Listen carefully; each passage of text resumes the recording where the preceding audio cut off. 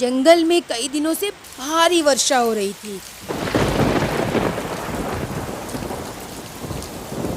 इस बात से परेशान होकर चिड़ियों की रानी हेमा चिड़िया ने सारी चिड़ियों की एक मीटिंग बुलाई।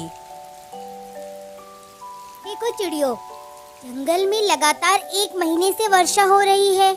मुझे नहीं लगता ये हाल फिलहाल में रुकेगी।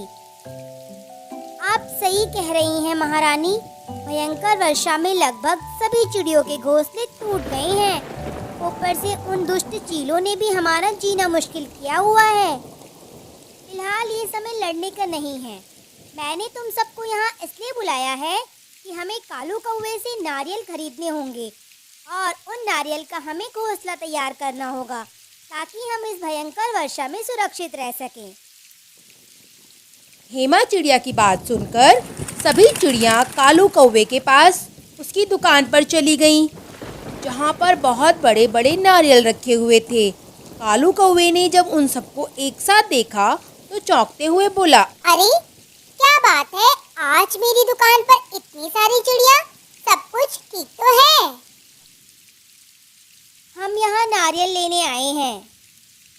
अरे हाँ तो लो ना, मैं तो यहाँ नारियल बेचने के लिए ही बैठा हूँ। अगर तुम्हारे पास पैसे हैं तो नारियल खरीद लो। सभी चिड़िया कालू कौवे की दुकान से अपने अपने लिए नारियल लेकर चली जाती हैं। कौवा बड़ा खुश होता है और अपने आप में ही बोलता है, अरे वाह, आज तो मजा ही आ गया। इतनी अच्छी बिक्री हुई है। ऐसे ही बारिश होती रहे तो मैं तो माला माल हो जाऊंगा।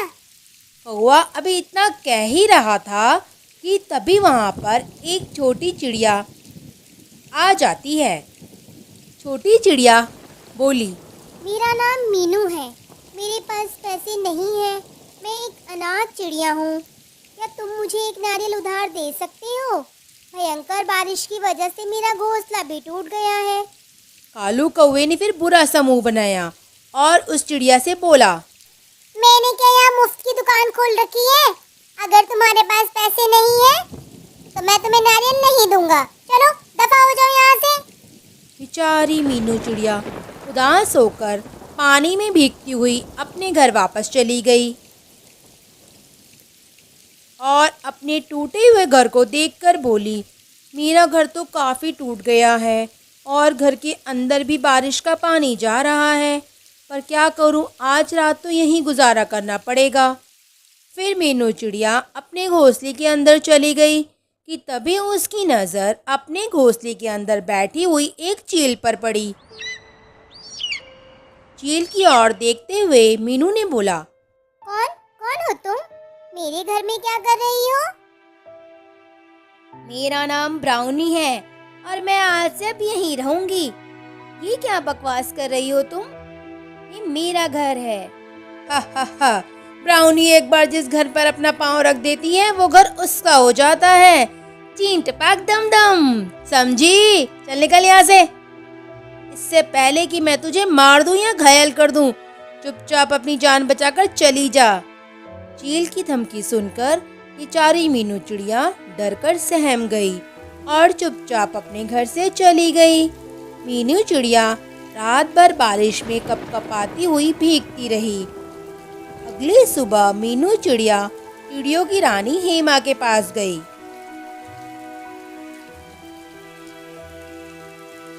चिड़ियों की रानी, मेरी मदद कीजिए। कैसी मदद? एक तो मेरा घर पहले से ही टूटा है रानी माँ, और ऊपर से ब्राउनी नाम की एक चील ने मेरे घर पर जबरदस्ती कब्जा कर लिया है। आप तो चिड़ियों की रानी है ना, मेरा घर उस जालिम चील से खाली करवा दीजिए। उसकी वजह से मैं कल रात बारिश में पूरी भीगती रही। ब्राउनी चील का नाम सुनकर अचानक हेमा चिड़िया के तो चेहरे पर डर झलकने लगा। वो डरते हुए मीनू से बोली, देखो मीनू, अगर कोई और होता तो मैं सारी चिड़ियों को वहाँ ले जाकर उसे समझाती, लेकिन ब्राउनी चील को तुम जानती नहीं हो, वो बहुत खतरनाक है।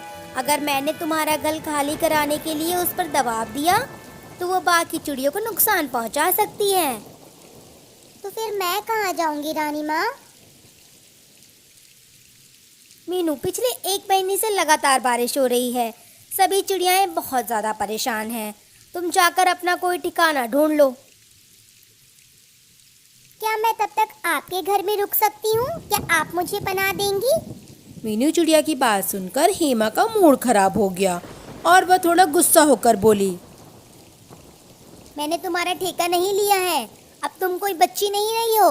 चुपचाप चली जाओ यहाँ से और जाकर अपने लिए खुद घर ढूंढो।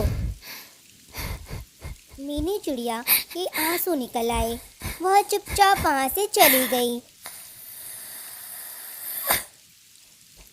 बेचारी मीनू चिड़िया एक पेड़ पर रोते हुए अपनी माँ को याद कर कर बोली, माँ, काश आज आप जीवित होती तो मेरा ये हाल ना होता। इस जंगल में इस अनाथ चिड़िया का कोई हाल नहीं पूछता, कोई मेरा सहारा नहीं है। मैं कहाँ जाऊंगी माँ? मीनू चिड़िया फिर बहुत देर तक रोती रहती है।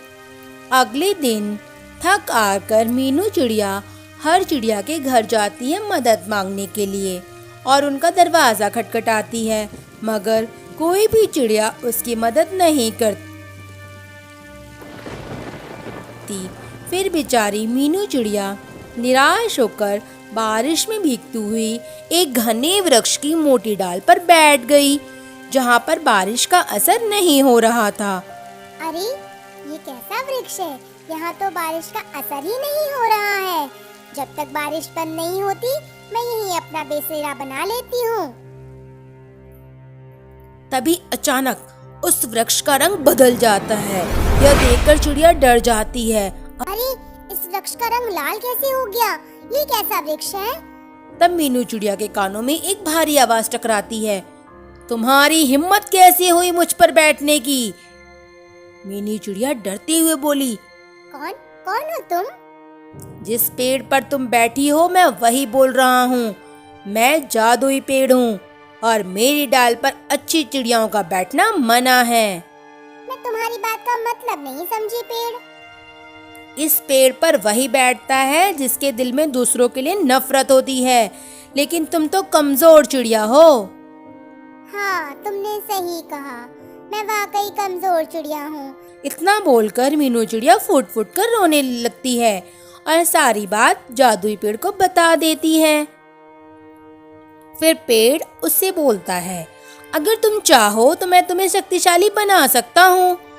तुम उन सब से अपना बदला ले लेना जिन्होंने तुम पर ध्यान नहीं दिया। क्या तुम शक्तिशाली बनना चाहोगी? अचानक मीनू चिड़िया के मन में बदले की भावना उमड़ने लगती है। हाँ, मैं उनसे बदला लेना चाहती हूँ। ठीक है, तो फिर तुम्हारा आकार मैं इतना बड़ा कर दूंगा कि सारी चिड़िया तुम्हें देखकर डर जाएंगी।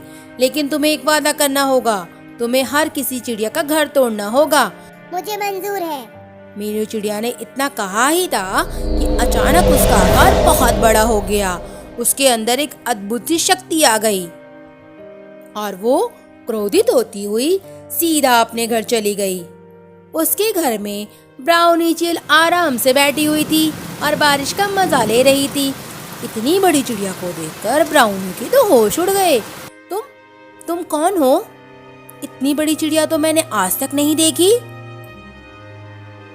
मैं वही हूँ जिसके घर पर तुमने कब्जा कर लिया है, जिसे तुमने घर से निकाल दिया था। चिन चपाक डमडम, समझी कुछ? याद आया? फिर मीनू चिड़िया ने चील पर हमला बोल दिया। ब्राउनी चील घायल होकर नीचे गिर गई। इस चील को घायल करने के बाद तो बड़ा ही आनंद आ रहा है। अब मैं सबके नारियल के घर तोड़ दूंगी। मेरा मकसद अब एक ही है, चीन टपाक दमदम। कितनी मदद मांगी मैंने सबसे, किसी ने मेरी मदद नहीं की। अब भुगतो सबके सब। ना कहकर मीनू चिड़िया क्रोधित अवस्था में सभी चिड़ियों के नारियल के घर तोड़ने लगी। और सभी चिड़िया मीनू चिड़िया को देखकर बुरी तरह घबरा गईं और डरते हुए रानी चिड़िया के पास गईं और वहाँ सारी घटना बता दी। गलती मेरी ही है। जिस वक्त मीनू मुझसे मदद मांगने आई थी उस वक्त मेरा मूड थोड़ा खराब था। मैंने उस बेचारी को यहाँ से भगा दिया।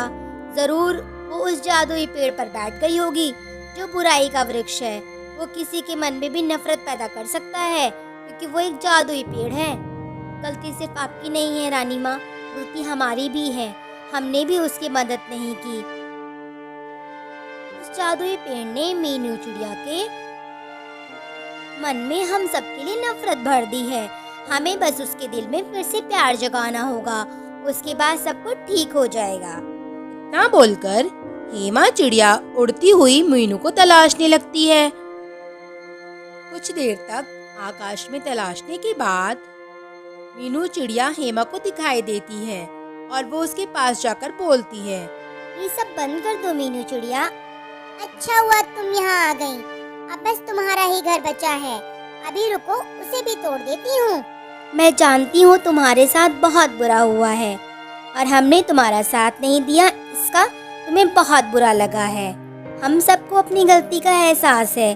तुम भले ही हमें जान से मार दो पर अपने दिल में बुराई मत पनपने दो।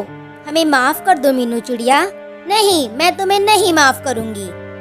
मीनू, मैं तुम्हारी माँ को जानती थी, वो बहुत अच्छी चिड़िया थी। अगर आज वो जिंदा होती तो तुम्हें इस हाल में देखती, उसे कैसा लगता सोचो जरा। अपनी माँ को याद करते ही मीनू चिड़िया भावुक होकर रोने लगती है। कुछ ही देर में मीनू चिड़िया का आकार सामान्य हो जाता है। मुझे माफ कर दो रानी माँ, बदले की आग में मैं अंधी हो गई थी। मैंने अपने ही लोगों को नुकसान पहुँचाया। कोई बात नहीं, गलती हर किसी से होती है। हमारे साथ चलो और आइंदा उस जादुई पेड़ पर कभी मत बैठना। चिड़ियों की रानी फिर मीनू चिड़िया को अपने साथ ले गई और उस दिन से मीनू चिड़िया चिड़िया रानी के घर में उनके साथ रहने लगी।